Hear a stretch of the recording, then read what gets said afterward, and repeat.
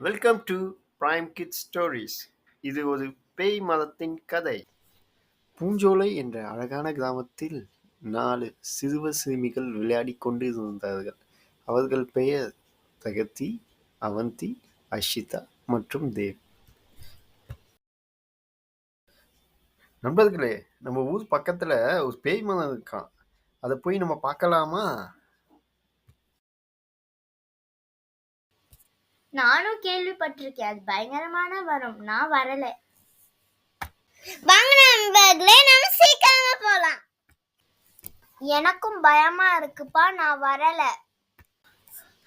வாங்க நம்ம சீக்கிரம் போய் சீக்கிரம் வந்துடலாம். நான் எவ்வளவு சொல்லியும் கேட்கல. வாங்க போலாம். இருங்கப்பா, நான் வரேன். சரி வாங்க போகலாம் எல்லாரும்.